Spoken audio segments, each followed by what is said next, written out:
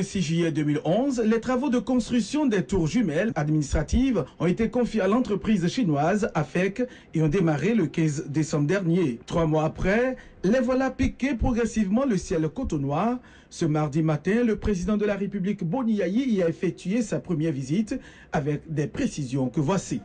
Tout doit être vitré.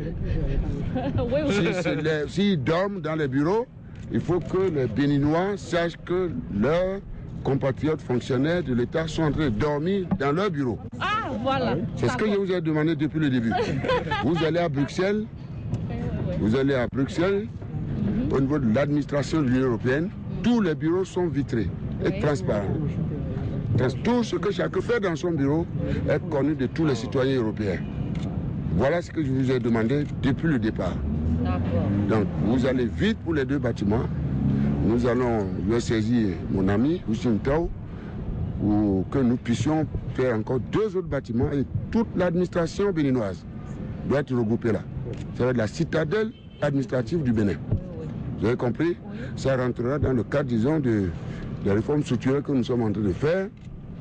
Et le e-government, interconnecté. Tous les bureaux doivent être interconnectés. Tous les bâtiments doivent être interconnectés. Et tout ceci connecté à la présidente de la République.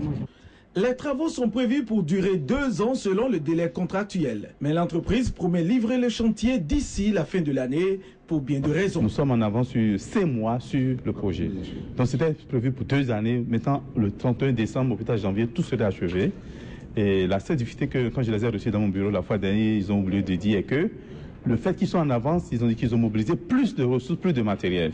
Et que certainement, il va falloir aller à un avenant pour eux. Et j'ai dit que ce n'est pas à moi de décider d'envoyer la lettre. Les services techniques vont étudier pour voir ce qu'ils ont oublié tout à l'heure de vous souligner. Donc, c'est la seule difficulté en attendant. Et pour la deuxième, comme je viens de vous le souligner, on a déjà signé un MOU sur vos instructions avec le groupe.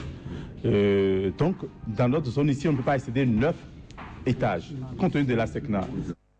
Cette avance sur les délais contractuels a été possible grâce à la perspicacité des 116 Chinois et des 325 Béninois qui y travaillent de jour comme de nuit, même les jours fériés, avec les conditions qui s'imposent. Ils prennent 2 fois le salaire quand ils travaillent, les jours fériés et les dimanches. C'est le travail qui est créateur de richesse. Et c'est ceux qui veulent, qui travaillent. On n'oblige personne. Voilà. Progressivement, on va aller comme ça jusqu'à ce qu'il y ait de l'autodiscipline, l'amour pour le travail. Concentrer le maximum de ministères dans le même environnement et limiter les charges locatives qui pèsent lourdement dans le budget national, telle est la volonté du chef de l'État qui émet déjà le vœu de voir ériger 2 autres bâtiments à côté de ces tours jumelles. Mais au dire des techniciens chinois, cette proposition sera étudiée avec la partie chinoise, surtout Exim Bank, juillet prochain en Chine. À la date d'aujourd'hui, le taux d'exécution des travaux est estimé à plus de 45%. Un bureau de contrôle et de contre-expertise béninois sera commis d'ici peu pour le contrôle général et minutieux du bâtiment afin d'éviter la contrefaction comme c'est le cas ailleurs.